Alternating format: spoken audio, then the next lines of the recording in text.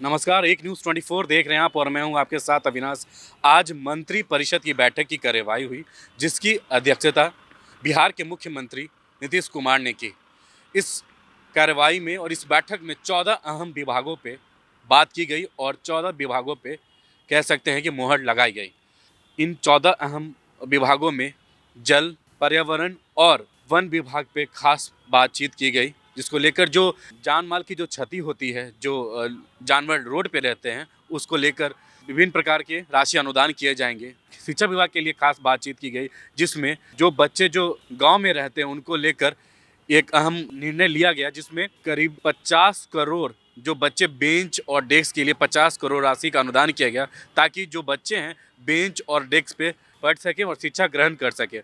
और 1 लाख बेंच और डेस्क के लिए करीबन 50,000 करोड़ रुपए का राशि अनुदान किया गया। उसके बाद अगर हम स्वास्थ्य विभाग की बात करते हैं तो स्वास्थ्य को लेकर ही बहुत सारे अहम फैसले लिए गए। उसके बाद इमरजेंसी रिस्पांस सिस्टम के लिए 112 पे डायल करने के लिए मुख्यमंत्री ने बात कही, जिसमें जो लोग अगर किसी आपातकालीन स्थिति में फंसे हुए हैं तो इस नंबर पे कॉल करके संपर्क कर सकते हैं।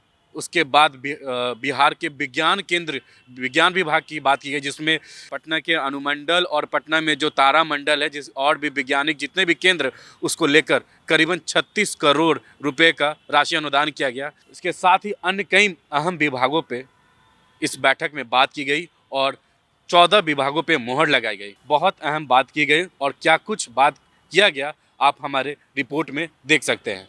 गृह विभाग ने बिहार पुलिस के सुदृढ़ीकरण के लिए पदों का सृजन किया है और सबसे बड़ी संख्या में पदों का सृजन किया है। पहला तो जो ERSS है, आपका डायल 112 जो राज्य में चलता है, इमरजेंसी रिस्पांस सपोर्ट स्कीम जो है, सिस्टम है, उसके अंतर्गत 7,808 पदों का सृजन किया है। तो पहला तो प्रथम चरण का 7,808 पदों का सृजन किया, जिसमें पुलिस संवर्ग के एवं गैर पुलिस संवर्ग के बहाली होंगी।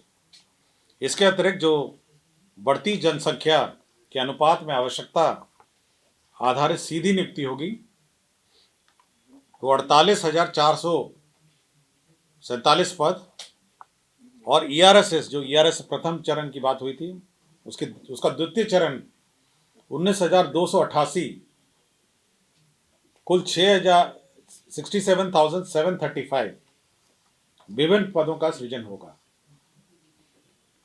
तो ये सबसे बड़ी बहाली होगी, 67,735, और राष्ट्रीय औसत के अनुपात में राज्य के आवश्यकता अनुसार ये बहाली होगी। राज्य के जनसंख्या के अनुपात में आज के दिन में 1,04,254 पद हैं, और इसी क्रम में ERSS के 7,808, ERSS के द्वितीय चरण 19,288, जनसंख्या के अनुपात में सीधी नियुक्ति 48,447, कुल 75,543 पद है। तो दोनों को मिला के आपका 75,543 पद हो जाते हैं। 67735 + 7808। तो ये सबसे बड़ी बहाली होगी और ये विभिन्न चरणों में होगी। एक साथ बहाली नहीं होना है, ये विभिन्न चरणों में होना है, जिसमें ट्रेनिंग की आवश्यकता के अनुसार, ट्रेनिंग के कैपेसिटी के अनुसार कितना प्रशिक्षण दिया जा सकता है, उसके अनुपात में विभिन्न चरणों में। और साथ ही साथ इसके लिए जो राशि की आवश्यकता है, साधन की आवश्यकता है, उसका भी समय समय पर आंकलन किया जाएगा, और ये सब देखते हुए चरणवार इसकी बहाली होगी। तो एक लॉन्ग टर्म प्लान है ये, मतलब ये चरणवार है जैसे जैसे, और राज्य सरकार की प्राथमिकता है कि जल्द से जल्द हो जाए। चरणवार मैंने कहा आपको, मैंने चरणवार आपको कहा, तो चरणवार ये सीधी नियुक्ति है। सीधी नियुक्ति वाले आपके कांस्टेबल हैं, मैं आपको पढ़ देता हूँ।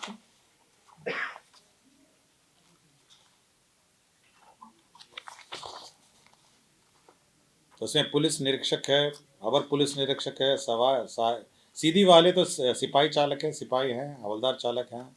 सीधी नियुक्ति का मैं एग्जैक्टली पद पढ़ देता हूँ, ये ब्रेकअप है।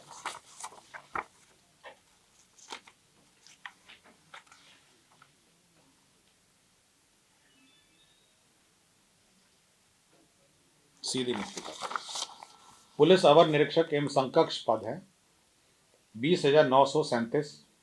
सिपाही एवं समकक्ष पद है 22,010। सिपाही चालक है 5,500। ये हो गया 48,447। ठीक है।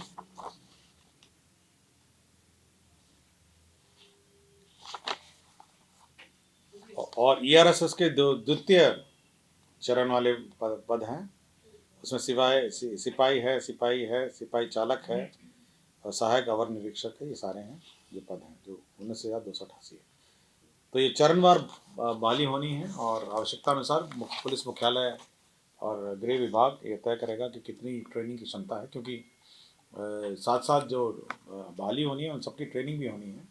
तो जो ट्रेनिंग की क्षमता है उसके अनुरूप होगी और साथ ही साथ ऑब्वियसली इसके संसाधन वेतन भी देना है, तो वेतन की भी समीक्षा होगी जब बहाली होगी और उसी के अनुरूप इसकी बहाली होगी। तो यही इसका सब। ईआरएसएस जो है इमरजेंसी ईआरएसएस जो इमरजेंसी रिस्पांस सपोर्ट सिस्टम है, ये जो 112 है, इसमें आज के दिन में कोई पद का सृजन नहीं हुआ है। जो वर्तमान पद हैं, जो पुलिस मुख्यालय के पास वर्तमान पद हैं, उसी से आज के दिन में इनका डिप्लॉयमेंट हुआ है, मतलब जो एग्जिस्टिंग पद है। तो इसको 2 चरण में किया गया है। जो एग्जिस्टिंग जो पद जो इस्तेमाल किए जा रहे हैं आज के दिन में, उसमें बहाली करके पहले उसको भरे जाएंगे, जिसमें 7,808 पद हैं। और द्वितीय चरण जो है, जो इसको और विस्तार किया जाएगा ताकि हर जिले, अभी केवल पटना जिला है, पटना का मुख्यालय है और कुछ जिला मुख्यालय में 112 चलता है। फिर हर पूरे जिले में, पूरे राज्य में हर जगह इसका कवरेज देने के लिए फिर ये द्वितीय चरण जो है ईआरएसएस का 19,288 पद क्रिएट किए जाएंगे, ताकि पूरे राज्य में 112 का जो त्वरित रिस्पांस सिस्टम है उसका गठन किया जाए। तो यही, इसीलिए 2 चरण की बात कर रहा हूँ। प्रथम चरण है जो आज के दिन में एग्जिस्टिंग है, जिसको वर्तमान पुलिस बल के माध्यम से किया गया है। और द्वितीय चरण है जो पूरा मैप है, पूरे राज्य में हर जगह इसको कवर किया जाएगा, तो वो द्वितीय चरण। ठीक है।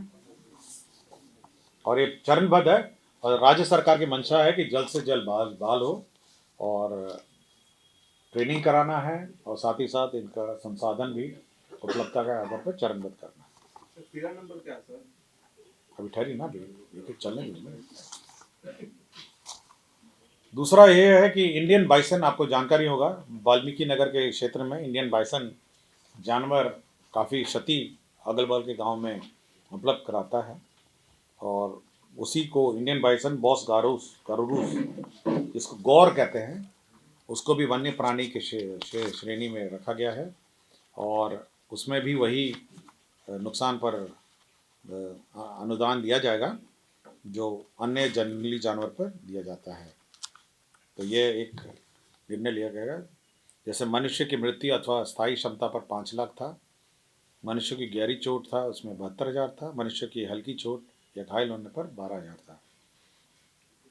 उसके बाद बैल गाय भैंस मृत्यु होने पर 12,000 है, भेड़ बकरी मृत्यु होने पर 2,400 है, बकरी की मृत्यु होने पर 3,600 है।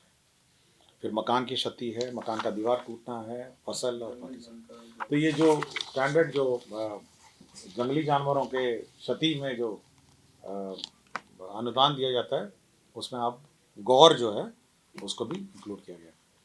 2,803 विद्यालयों में 50 करोड़ के रुपए के जो अनुरूप जो फर्नीचर, बेंच और डेस्क लगाए जाएंगे और उसका कार्यान्वयन विद्यालय शिक्षा समिति के माध्यम से किया जाएगा। बिहार विद्यालय शिक्षा समिति हर पंचायत में जो गठित है, वे बेंच और डेस्क क्रय करेंगे और 50 करोड़ राशि इस पर व्यय होगी। 50 करोड़ राशि।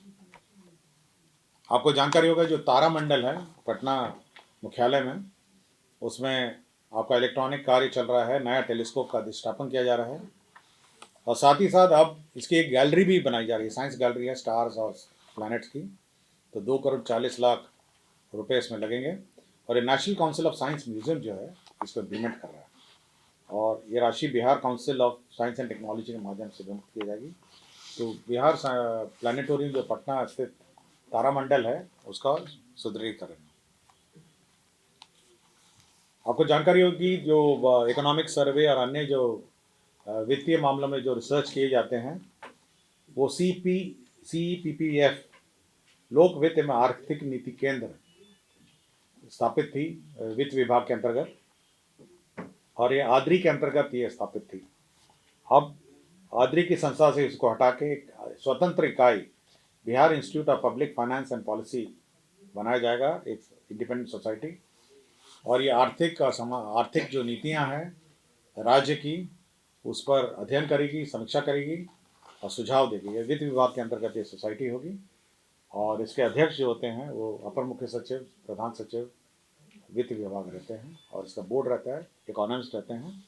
तो एक महत्वपूर्ण ये केंद्र रहेगा। और इकोनॉमिक सर्वे जो है यही संस्था गठन करती है, इकोनॉमिक सर्वे है और अन्य आर्थिक नीति पर रिसर्च। निबंधन कार्यालय है उसका पुनर्गठन हुआ है। परसा, सोनपुर, पूर्णिया, बनमक्खी, समस्तीपुर, दलसिंह सराय, रोसड़ा, बीटा और दानापुर इसका क्षेत्र का पुनर्गठन किया गया है इन निबंधन कार्यालयों का। यह मद्य निषेध उत्पाद एवं निबंधन विभाग का प्रस्ताव था।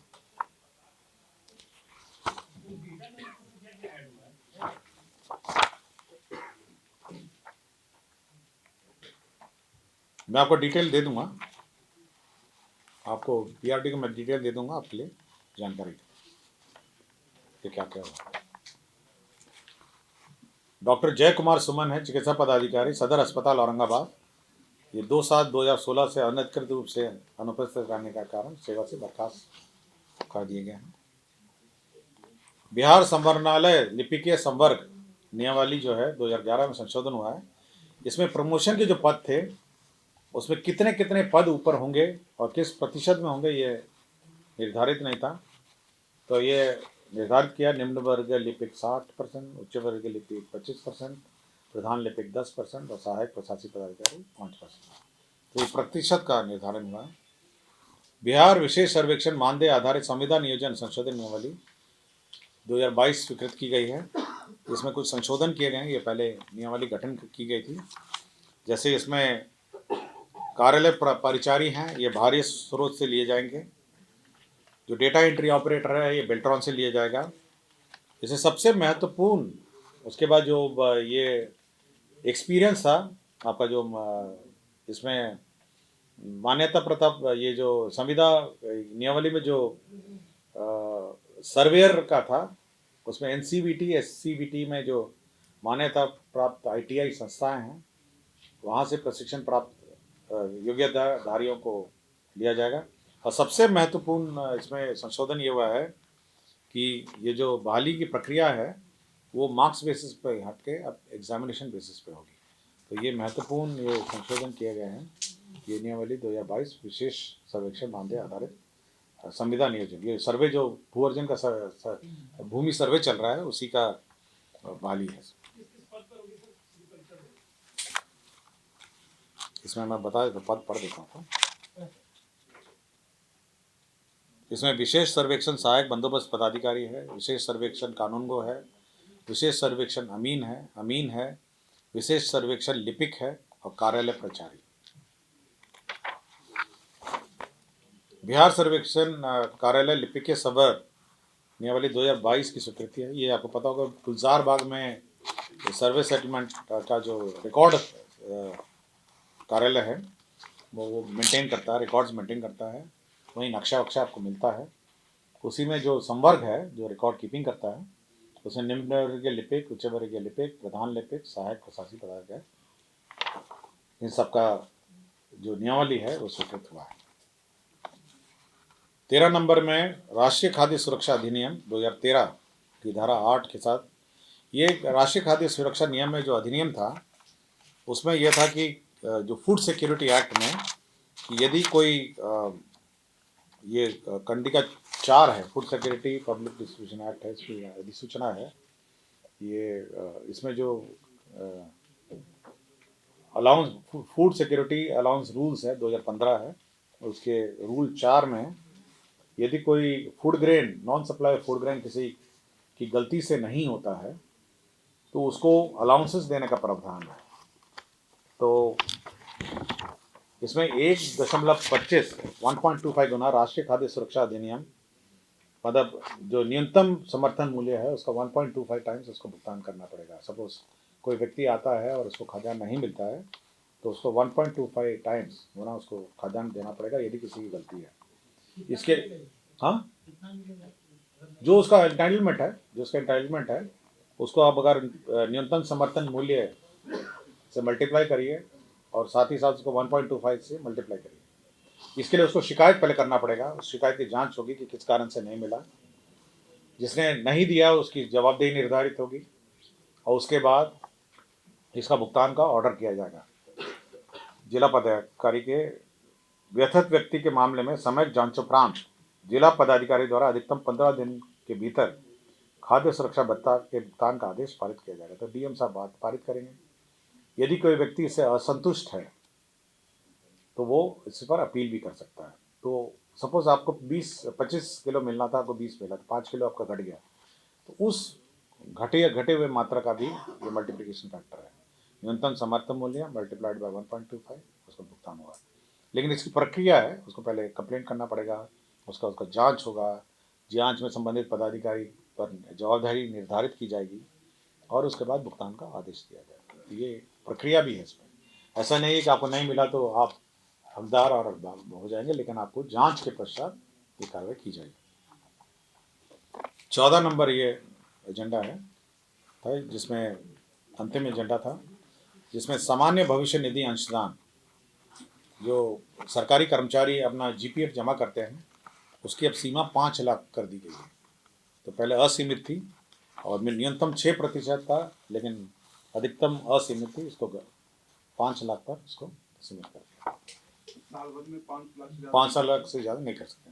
तो कम जो वेतन वाले हैं उन पर फ़र्क नहीं पड़ेगा, जो कम जमा करते थे, लेकिन जो ज़्यादा जमा करते थे अब उनको 5 लाख से ज़्यादा। अब आगे आने वाले समय में ये भी देखना होगा कि ये जो 14 अहम मुद्दों पे बात की गई है और जो 14 विभागों की बात की गई है उस सभी विभागों पे क्या कुछ काम असर बिहार में दिखेगा, क्योंकि ये बिहार सरकार के द्वारा कार्रवाई की बैठक की गई थी और बिहार के लोगों के हित में किया गया है। जन से लेकर जानवर से लेकर आम लोगों, स्वास्थ्य, शिक्षा विभाग, हर एक चीज़ को लेकर ये बैठक की गई।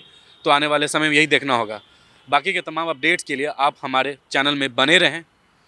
आपने अगर अभी तक हमारा फेसबुक पेज को लाइक नहीं किया है तो लाइक कर लें, हमारे यूट्यूब चैनल को सब्सक्राइब कर लें। कैमरा पर्सन जैकी के साथ मैं अविनाश, पटना।